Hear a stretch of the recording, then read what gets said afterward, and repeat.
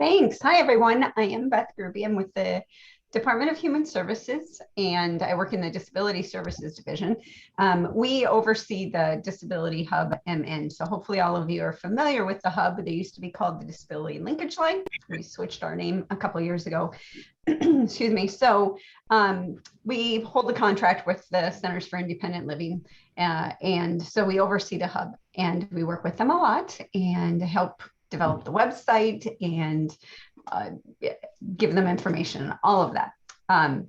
So today I'm going to talk about my vault. So hopefully a lot of you have heard about my vault, but I'm going to start from scratch in case some of you haven't. And I am going to share my screen so that you can see. And I think this presentation is available, right, Sarah, to everyone? Okay. It is. I just uploaded it into our site and I'll copy the link for people. Thanks. So you will have access to all the links that are in the PowerPoint. And I'm not going to go into presenter view because it makes it wonky. So I'm going to go back and forth between the presentation and the actual website. So just to let you know, what we're going to be talking about today is to help you understand what the vault is and how you can use it in the work that you're doing. And then also just helping to understand how this can have access to their own information. That's a really strong point of the vault, is that people can access their own information when they need it. So how to incorporate my vault into support planning and informed choice, and then how to facilitate that coordination of services and supports with other providers or other professionals that are supporting the person. And then also to improve that interagency collaboration, helping to be able to share information and communicate with others. So my vault, for those of you who aren't familiar with it, is a secure portal kind of for people to be able to access and store their own information, to be able to explore and plan for different things that are happening in their lives. They can store and share files, create contact lists. So one thing we heard is that a lot of people are having trouble remembering who is on their team, who can support them with one, and having that contact information. So that's a way they can do that as well. And then just clearly documenting activities that lead to an informed choice. So with vocational rehabilitation, schools, waivers, the professionals who are supporting people with disabilities have that requirement to support informed choice and to be able to document it. And so that is one way it can really help you be able to have documentation of how you supported informed choice. So, and I included a link to the Disability Hub directly to the page with my vault. So first thing we're going to get into, and if you have questions as I'm going through this, feel free to either just pipe in and unmute yourself and ask, or throw it in the chat. I'll be happy to answer questions as we go as well. So first, how do you access my vault? You can go to this link, the disabilityhubmn.org, which I'm going to do right now. I'm going to show you what that looks like. And I got to get some stuff off my screen so I can see it all. So the Disability Hub website, the main page looks like this. And then there's this area called Hub Tools. And on that page, there's a section called My Vault. So this is the page that in the PowerPoint that link goes to. And so on this page, it gives a little information about what the vault is. Talks about it's a personal account, what you can do in my vault. There's also a little video here. It's about 3 minutes long, and it explains what the vault is and kind of how it works. And then at the bottom of this page, there are guides. There are two guides. There's the how to create my vault account, and there's the one about how to keep track of your contacts and store and share files. So the first thing that you can do is go into how to create my vault account. And it's a very simple process. And so you go into sign into my vault account, And if you have one already, hopefully some of you already have one, you just put in your email address and your password and you sign in. If you don't have one, it says new to my vault, create an account. And all of this is in that guide. So you put in your email address. So the first thing you would do is create your own My Vault account. And then you would know how to do it to help the students you're working with or the families you're working with to understand how to create their own My Vault accounts. And all they need is an email address and a password, and confirm the password, and that makes it secure. So one of the most frequent questions we get about My Vault is, what about security? How do I know it's secure? Who can get into My Vault? Nobody can get into it except the person who owns it and who has the password.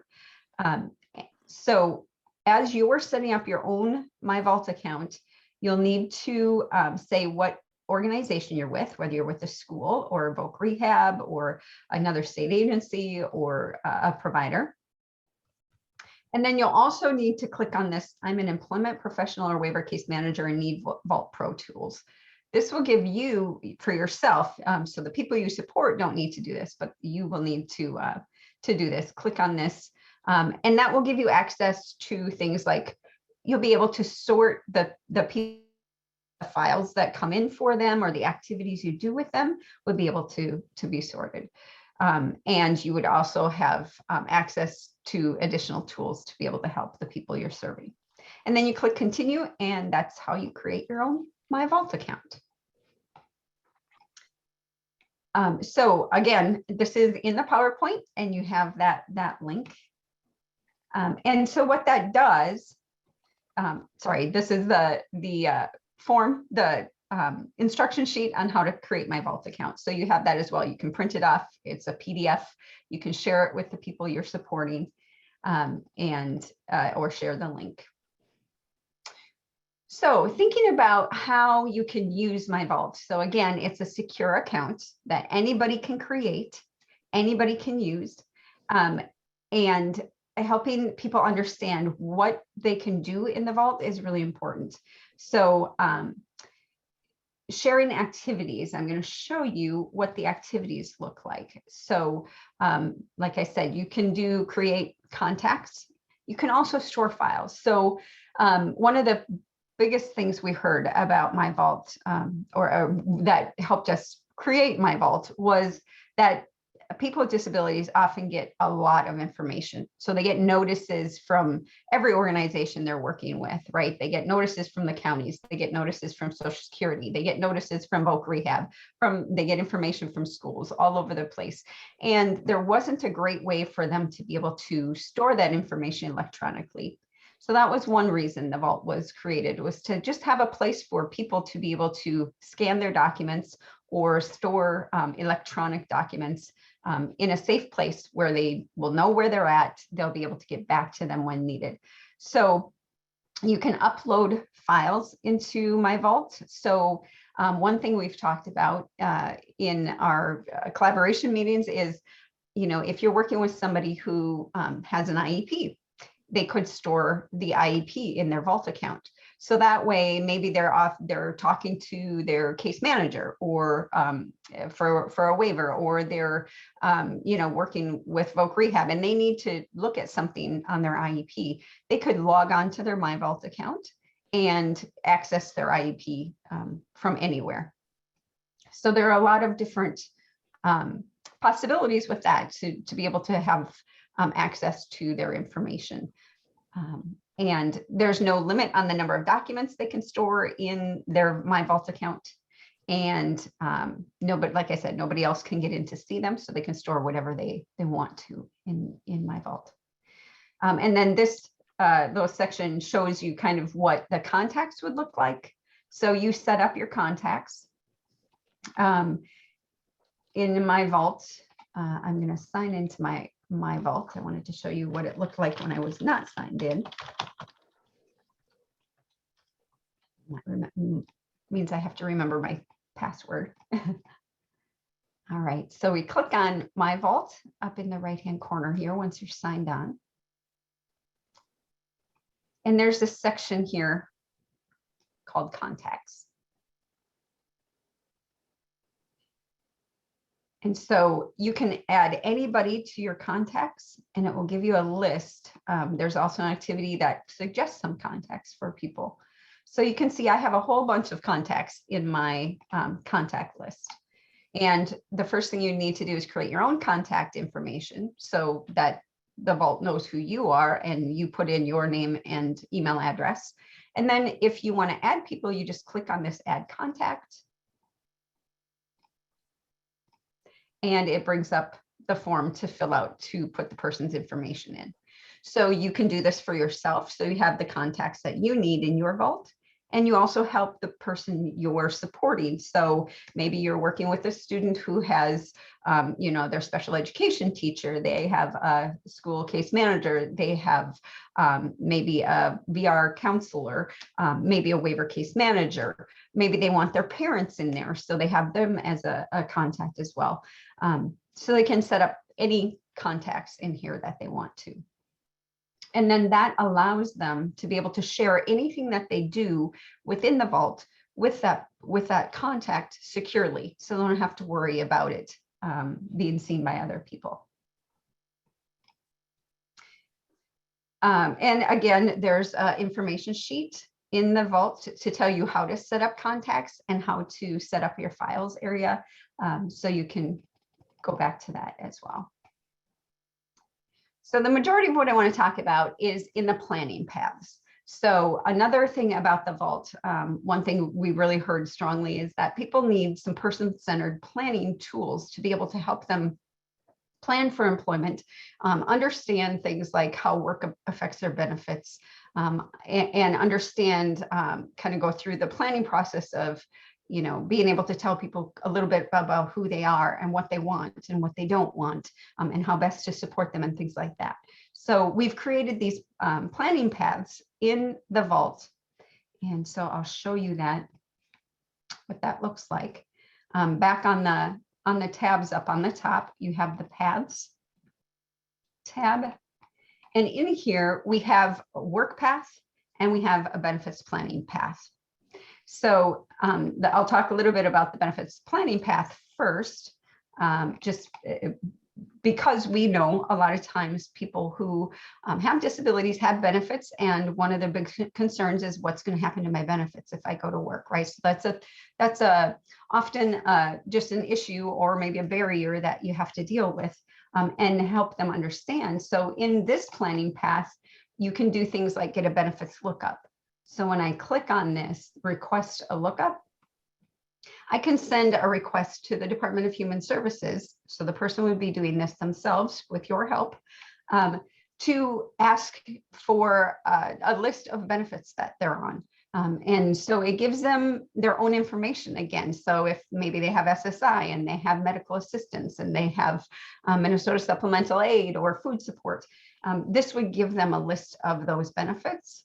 And then that could be used to do what's called an estimator session to help them understand. So you put in the person's benefit amounts, and then you put in the idea for work. So maybe they want to work 12 hours a week, earning $15 an hour. What would that look like, and how would that affect their benefits? So you can do things like that with the person in their vault account. And then it saves that information in the vault, and they can come back to it and update it. They can share it with other people. So you'll see this little share icon throughout the site. Anytime you click on that, it'll bring up your contact list and say, okay, who do you want to share this with? And when you share it, it sends securely then to that other person's vault account if they have one. If the other person doesn't have a vault account, it just sends an email to them and tells them, it gives them the information. So there are more things that you can do in the benefits planning path, but I'm not going to go into detail on them. So you can go in there and kind of just take a look around and see what's in there. Those are the two biggest things: get a benefits lookup and helping the person do an estimator session to see what happens to their benefits are the two big things in that path. So back on the paths tab, we also have this work paths. And you can see in here, we have 5 different activities that you can do. And this is really where the person-centered planning tools are. So this My Profile Work helps someone sorry, I got to go back one step so I can show you a sample.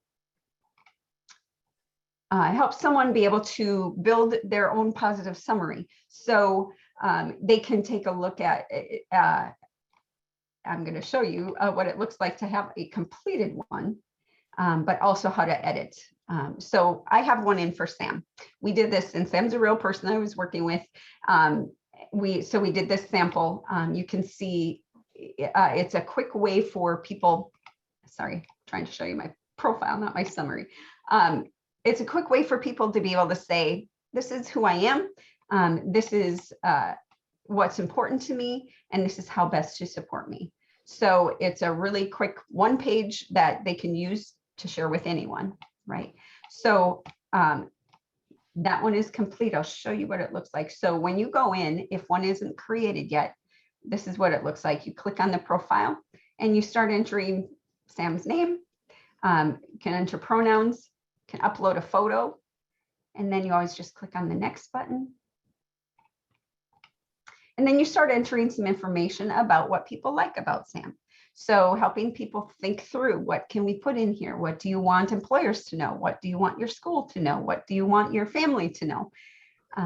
What do people say about you? And then get into what's important to me. And you just start typing in. You can see it. We also already have information about Sam in there. And you always just click on next. And then you get into how best to support me. So it helps people have that way to express kind of who they are and what works best for them. So that's the profile. There's also the resources. So this creates an integrated star. If any of you are familiar with the Charting Life Course tools, it's based on those. And so same kind of activity, you would go in and start entering in what kind of resources do you have? So thinking about personal strengths and assets, the relationships that a person has, the technology that they have, any kind of community-based organizations or clubs or whatever that they could be part of, and then programs, benefits and programs that they might be eligible for that they have. And it's all related to the goal, whatever the person chooses as their goal. So with Sam, we were mapping out what kind of resources does he have to get the job that he wants and he'll like to do. So on this one, you get to map out what they have, and then also, sorry, and also what they need. So the first star will show you what they have. The second star that they create will show you what they need. So that is activity. And again, it saves in their vault so they can come back to it anytime. The My Vision work is really, it's a life trajectory. And this is a great tool. This is one that is commonly, they're all used pretty widely, but this one is probably the, next to the profile is probably the next most used. So this is really to help the person set out their vision, the vision for what I want and what they don't want. So clearly saying, and a lot of times it'll be easier to say what you don't want than what you want. So starting off with, okay, what do I not want in a job? What do I want to be sure to avoid? And then mapping, just listing out, what are the things that I do want? And once you do that, you can say, okay, so what are the things that I need to do to get me to my vision for what I want? And what are the things that I need to avoid to make sure I don't get what I don't want? And again, this one is just entering in some information. So entering Sam's name, and then it's side by side. Here's what I want. Here's what I don't want. And then clicking on that next button, you start entering in things. Okay, what are the things that I need to do to get to what I want? What are the things I need to avoid? And you can see there's an 80 character limit. So we don't want this to be paragraphs, right? It's just quick little bullet point sentences about what I want and what I don't want. And so that creates the life trajectory. And so these, again, can be shared with whoever the person wants to share them with. It's building it right now, so it's not showing up, but you can share it through the vault with anyone and come back and update it as you go. I still got this thing. All right. So the other thing that's in here is build my team. So this goes back to the contact list. On this one, it gives you a list of people who could potentially support you and what they do. So as you're doing this activity, it will show you some ideas. So things like maybe you have the person has a financial worker at the county they need to include, job coaches, different. So it will give some suggestions about who you might want to include, and then you can just add a person from your contact list or create a new contact. And then the positive summary is the last thing in this path. And this one really is a way to synthesize where the person's at, what they've done, what they've learned in the employment journey. So in this one, it just, you just start putting in, again, short little words, little short sentences about Sam. So what does he want in a job? What doesn't he want? And what are his interests? The resources and supports, transportation, my home. So this one, we heard from a lot of professionals that, and from people themselves, that information is having to be repeated over and over and over again. And a lot of times referrals will come in and they won't be complete. They won't know what already happened. They're repeating information, but also repeating services, right? And duplicating things that have already been done. So this is really just a way to quickly state, this is what we learned. These are the things that are important. And so things like conditions for success and possible job ideas. It's a place to just really synthesize and summarize what was done before you pass the person on to the next professional. All right, so that is a quick overview of the activities in the vault. So I'm going to pause because I've been talking a lot, and I'm just going to quickly see if there are any, if you have questions, if you want to throw them in the chat, or if anybody wants to chime in and ask a question. Beth, this is Alyssa. I'm looking at all the chat questions so I can read some off to you. Okay, perfect. Okay, so we're going back to when you were showing the benefits lookup. How often is the lookup information updated? Great question. So it is a point in time. So when you do a benefits lookup, it's sending a request to the Department of Human Services. We send the information back. That information, benefits can change anytime. Most benefits will only change every 30 days. So if I do a benefits lookup in January, I'm not gonna necessarily have the same benefits in June. So I better not use that same, I have to do a new benefits lookup. So really benefit lookups are technically only good for 30 days or during the calendar month that they're requested in. So new benefit lookups need to be done often. But having said that, some people's benefits just don't change. You know, they've had the same benefits for years and years. A lot of people will have SSI and medical assistance, and that's all they have. But to be sure, if you're doing benefits planning with a person, if you're going to start talking about, okay, here, you know, this is what's going to happen if you take this job, this is what's going to happen to your benefits, then a new benefits lookup will need to be requested. So they don't update automatically. It's just a one-time point in time. When you request it, you get the information about the person's benefits. Great. How long does it take to get results from a lookup? Benefit lookups usually are done within 2 business days. Most of them are done within a few hours. It depends on, you know, the load that the response center gets, how many they have to do. But we've never gone more than 2 business days. Thank you. Are all of these tools activities available in both the individual accounts and the professional accounts? Great question. Yes, so actually you have more tools as a professional. You can go in and do all of the tools that I went through. You'll have the positive summary. Individuals who are not signed on with a professional account will not have the positive summary, just because that tool was really created for professionals to be able to make that handoff. So if a person's going from waiver employment planning services to vocational rehabilitation or to the school or from the school to voc rehab. It's a way to really synthesize the information for professionals. So that's the only one that is available to professionals that is not available to the general public. But everything else looks exactly the same in both.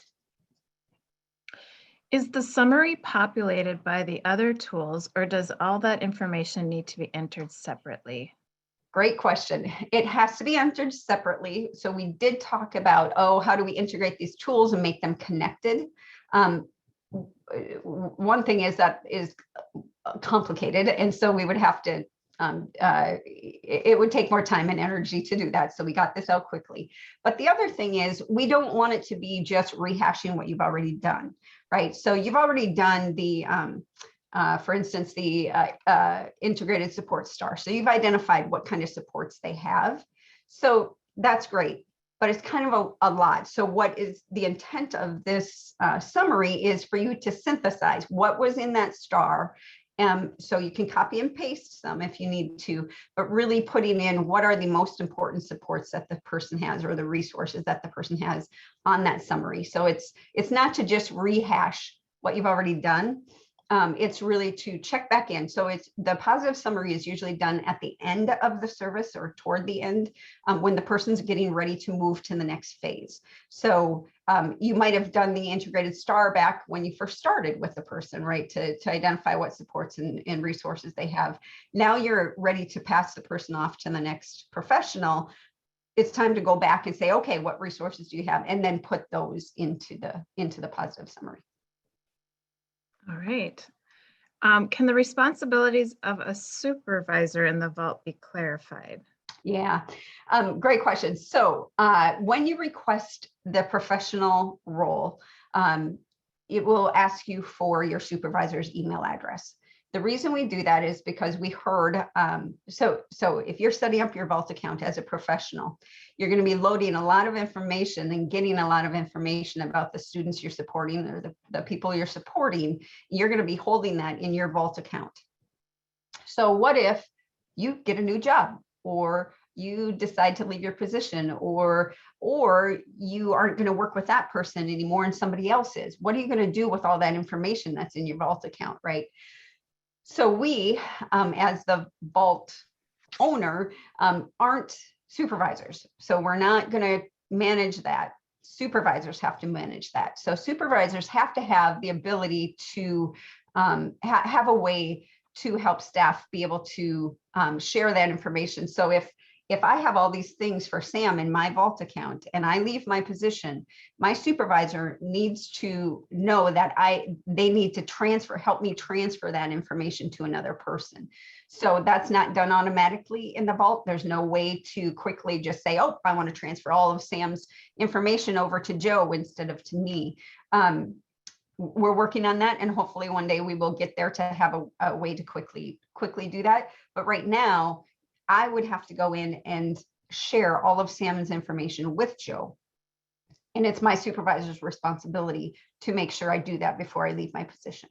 So that's why we request the supervisor's email address. We want to know that the supervisor is aware that I set up my vault account to work with the people in my that I'll be supporting through my organization. So I hope that helps. I know it's a little, I've gotten a few questions lately about that supervisor role. This person came in late, so you did discuss some of this, but I think it's worthy to emphasize. Are both the professional and student version free and readily accessible? And do you need special access for the professional version? Great questions. Yep, the vault is completely free to everyone. And so anybody can create a My Vault account.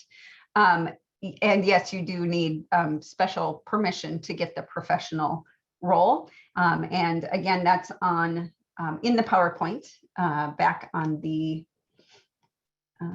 this screen, how to create a My Vault account. There's a link on that slide that will take you to the instruction page in the Vault page. And in there, it talks about if you're a professional who supports people with disabilities and employment, click on this. There's a special box you have to click on to request the access. I get the request for access. So I can tell you, make sure you submit the request with a professional email address, not your personal email address. When I see Gmail accounts, I often will deny the request and say, I need to see, the organizational kind of email address. And then also we'll request the supervisor email as well. Chelsea, if you have, it's looking at the last question that you asked. I know she was just addressing the oversight from supervisors. Is there anything else you have to ask about that? Yeah, I feel like I'm just not sure how to actually do it. I know the responsibility is on the supervisor, but if somebody leaves, am I supposed to say, give me your personal password, I'm going to be logging in? That piece still feels like I don't want employees from Great Work doing any kind of work on a personal account that I'm responsible for, that I can't just shut down, I guess, with the press of a button. So Yeah. if you could speak to that more, that'd be super. Sure. Hi, Chelsea. I got your email. Sorry, I haven't responded yet, but here I am responding. That is a great question. And so in the email to supervisors, I wrote it so long ago that I don't remember exactly what we said. There is a way that you can request an employee's account to be locked. So we don't ever completely delete accounts, but if you have an employee who has a Vault account and that person leaves, you can send us an email and say, this person has left their position and I need their Vault account to be locked. So there's information in the email that is sent to supervisors that talks about what to do. And we are working on, so using the Vault as a professional kind of as a new thing. We created the Vault to be used by individuals for the most part. And in the last year or 2 years, I guess, since we signed the MOU with Voc Rehab, between vocational rehabilitation and DHS, it's really expanded. And so we're still working out some of the details of what we need to do. But so in the future, we're talking about, okay, is there a way that, like you said, with a click of a button, the supervisor could say, lock this account? We're not there yet. So in the meantime, if you have an employee who leaves, you'll need to let us know if that Vault account needs to be locked. And the reason we don't delete them is because we've had it where we've locked accounts and then later on they've said, oh, I forgot to transfer the information out of there to somewhere else. And so I need to get back in. So we keep the account, but we lock it. I hope that helps. Yep. Thank you, Beth. I appreciate that.